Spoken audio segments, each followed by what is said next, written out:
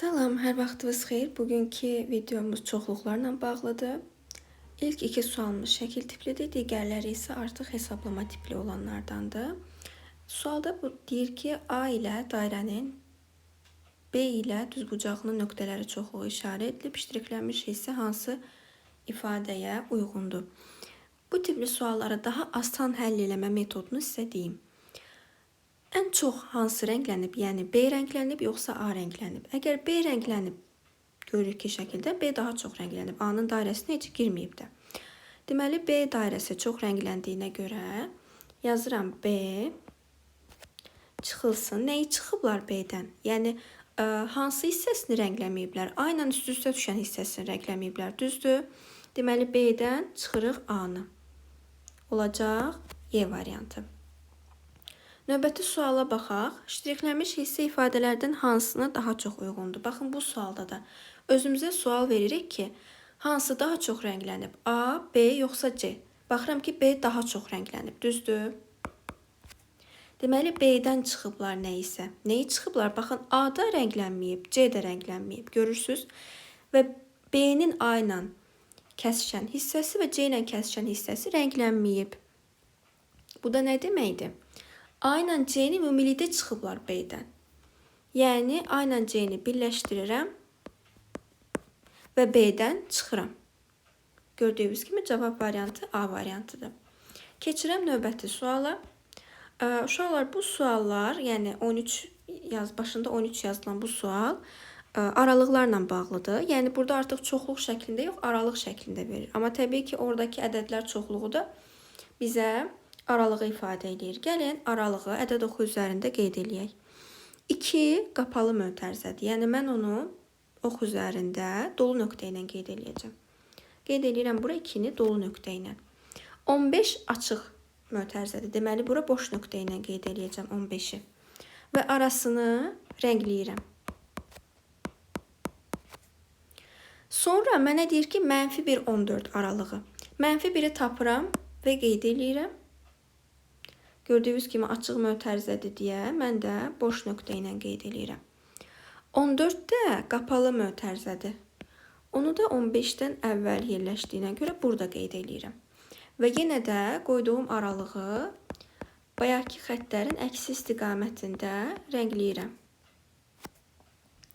İndi baxaq. Bunların bizdən kəsişməsini istəyir. Kəsişmə də o deməkdir ki, uşaqlar, harada sümbül yaranır? Baxın, bu işarə harada yaranır? 2, 14 aralığında, düzdür? Deməli, 2-dən 14-ə qədər olan aralıq kəsişməni ifadə edir. Qeyd edirəm 2-dən 14-ə qədər. Digər bütün sualları da bu formada rahat həll edə bilərsiniz. Keçirəm növbəti suala, 12-ci suala. A çoxluğunu və B çoxluğunu bizə qeyd eləyib. Və bizdən B-nin A-ya fərqini istəyir. Uşaqlar, B-nin A-ya fərqi bilirsiniz nə deməkdir?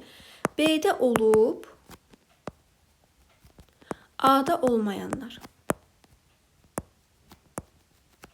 Baxaq görək hansı elementlər B-də var, amma A-da yoxdur. A ikisində də var. B-yə baxıram ki, ikisində də var, silirəm. C, baxıram ki, B-də var, amma A-da yoxdur. C-ni qeyd elədim. D-də. B-də var, amma A-da yoxdur. Bunu da qeyd eləyirəm. Y-dən də. B-də var, amma A-da yoxdur. Deməli, uşaqlar, bu çoxluq bizim B-nin A-ya olan fərqini ifadə eləyir. Qarşıdakı N də bilirsiniz nəyi bildirir? Yəni, bu çoxluqda neçə dənə element var? Çoxluğun qarşısında verilmiş N çoxluqdakı elementlərin sayını bildirir. Yəni, 3 dənə elementim var. Cavab B variantı. Keçirəm növbəti suala. Baxın, bizə belə bir sual verilib. Bu tipli sualları həll eləməyin ən asan üsulu Venn diaqramlarını bilməkdir. Təbii ki, düsturlarımız da var, amma Venn diaqramı ilə daha rahat şəkildə tapmaq mümkündür. Gəlin, Venn diaqramlarını çəkək. 2 dənə Venn diaqramı çəkirəm. Biri A-nı ifadə eləyir. Biri B-ni ifadə eləyir. Venn diaqramının 2 dairəsi var. Biri A-nı, biri B-ni ifadə eləyir. Bilirik ki, kəsişmə hissə burada göstərilir. A-da olub B-də olmayanlar. Yəni A çıx B burada göstərilir. B'de olub A'da olmayanlar da burada göstərilir. Hamısının birləşməsi də bu üçünün cəmidir. İndi gəlin ədədlərimizi qeyd eləyək. Bilirəm ki, A'da olub B'də olmayanlar 16 dənədir. Bu tərəfə yazıram. Kəsişməsi 3'dür. Bura yazıram. B'de olub A'da olmayanlar, yəni B çıx A'nı bilmirik. Amma bilirik ki, baxın, 3'ünün cəmi 24'dür. Gəlin qıraqda bunu tənlik kimi həll eləyək. 16 üstə gəl 3, üstə gəl x bərabərdir 24'ə. 16 üstə gəl 3 eləyir 19, üstə gəl x bərabərdir 24'ə.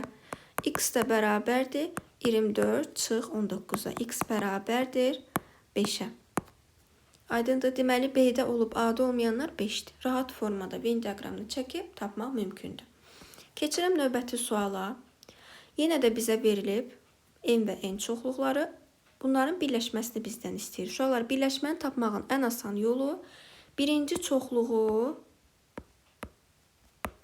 olduğu kimi yazırıq. 6, 7, 8, 9. Və ikinci çoxluqda hansı ədədləri ki yazmamışam onları qeyd edirəm. Baxıram ki 12 yoxdur. Yazıram 12-ni. 8-i artıq yazmışam. Bir də yazmağıma ehtiyac yoxdur. 9-u da yazmışam. 7-ni də yazmışam. Bircə dənə 12-ni əlavə eləmək lazım idi.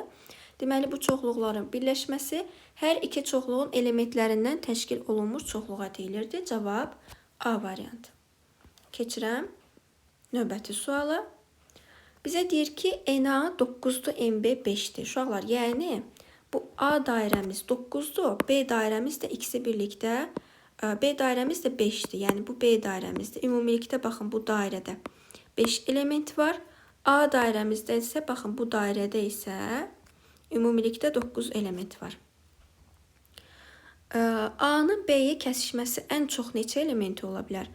Uşaqlar, baxın, hər hansı bir iki çoxluq götürək. Burada qeyd edirəm. Elə bilin ki, bu sualı heç oxumadıq. Tamamilə fərqli bir sual çoxluq götürürəm. Birinin 5 elementi var, birinin 3 elementi var. Bunların kəsişməsi ən çox 3 element ola bilər. Düşünün. Baxın, 1, 2, 3 burada da var, 1, 2, 3 burada da var. Yəni ikisinin də ortaq elementləri ilə A elementlərində nə varsa hamısıdır. Yəni A çoxluğunun özü elə bu çoxluqların kəsişməsinə bərabərdir. Çünki A çoxluğu B çoxluğunun alt çoxluğudur. A çoxluğu B çoxluğunun alt çoxluğu olduğu zaman, yəni elementlərinin sayı az olan çoxluq çox olan çoxluğa daxil ola bilər. Düşünün ki, burada olan 5 elementin hamısı burada da var. Yəni bu çoxluqların ən çoxu 5 kəsişməsi ola bilər. Cavab C variantı. Bu 6-cı sual idi, izahı idi. İndi keçirəm 7-ci sualın izahına. Buradan yazıram 7-ci sualı.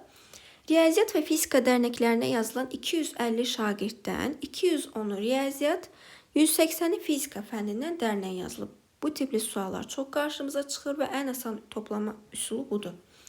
210'u riyaziyyat, 180'i fizika toplayıram. Görək ümumilikdə nə qədər qeydiyyat aparılıb. Eləyəcək 390 qeydiyyat. Amma baxırıq ki, 250 dənə şagirdimiz var. Necə ola bilər ki, 390 qeydiyyat olsun? Aha. Artıq qalan o qeydiyyatlar hər iki fənnin dərnəyinə yazılan uşaqların sayını bildirir. Yəni mən 390'dan çıxsam 250'ni, 40 dənə artıq qeydiyyat var. Bu da o deməkdir ki, hansısa 40 uşaq həm riyaziyyata, həm də fizikaya yazılıb. Baxırıq ki, 390 şagird riyaziyyata yazılıb, fizikaya yazılıb. 250 şagird isə ümumilikdə varımızdır. Neçə şagird hər iki fənnin dərnəyinə yazılıb? 140 şagird. Burada 3'dən 2'ni çıxmamışdıq. 140 şagird hər iki fənnin dərnəyinə yazılıb. Cavab D variantı. Keçirəm növbəti sualı. Bu sualda da yenə bayaqki kimi Venn diaqramı ilə həll eləmək lazımdır. Venn diaqramını çəkirəm. A'da olub B'də olmayan elementlərimin sayı 7'dir. Yazıram bura 7. B'də olub A'da olmayan elementlərin sayı 5'dir. Bura yazıram 5. Ortaq olan elementlərin sayını bilmədiyimə görə bura yazıram x. Amma bilirəm ki, ümumilikdə 20 elementim var. Baxın, burada qeyd olunub. Yazıram 7 üstə gəl x üstə gəl 5 bərabərdir 20'yə. 12 üstə gəl x bərabərdir 20-yə, x bərabərdir 8-ə. Deməli, ortaq elementlərimin sayı 8-dir. Mənə deyir ki, NA-nı tap. NA nədir uşaqlar? Baxın, bu dairənin ümumilikdə bizə NA-nı verir. Yəni, A çoxluğunu verir. Elementlərinin sayı da 7, o da 8, eləyəcək 15 element. Baxın, bu olacaq 15. NB, baxın, bu dairəmin hamısı birlikdə mənə NB-ni ifadə edir. 8-dən 5-i toplayanda eləyəcək 13. Kəsişmədə uşaqlar, baxın, burada durandır. Yəni 8. Bunları da toplayanda bizdən bunların cəmini istəyir. 28, o da 8 eləyəcək 36. Keçirəm növbəti sualıma. Sonuncu sualdır. Və bizə deyir ki, A və B çoxluqları üçün yenə də bayaqki kimi Venn diaqramı çəkirəm. Düsturlardansa uşaqlar şəkil çəkmək daha rahatdır. A-dan B-ni çıxanda 8 eləyir. Yəni A-da olub, B-də olmayan elementlərin sayı 8-dir. Qeyd eləyirəm bura. A ilə B-nin kəsişməsi 3-dür. B-də olub, A-da olmayanlar 11-dir. Bizdən bunların birləşməsini istəyir. Birləşmə də nədir uşaqlar? Burada duran bütün elementlərin cəmidir.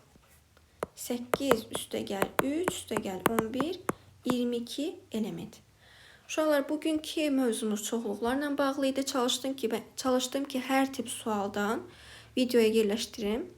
Yəni, bu tipli sualların hamısını bilirsinizsə, hamısını həll edə bilirsinizsə, demək olar ki, çoxluq mövzusunu artıq mənimsəmiş hesab olunursunuz. Videoda çoxluq haqqında bütün suallara demək olar ki, toxunduq. Bu tipli adi onluq kəsirlərlə bağlı, natural ədədlərlə, tənasüblə bağlı qısa, lokanik, amma bütün növ sual tiplərini əhatə eləyən 15-20 dəqiqəlik, yarım saatlıq videolarım kanalda mövcuddur. Gedib onları da izləyə bilərsiniz. Bu tipli videoların davamının gəlməyini istəyirsinizsə, yorum atmağı, şərh atmağı, videonu bəyənməyi unutmayın ki, bu tipli videolar davamlı olsun. Hələlik dərslərimizdə uğurlar.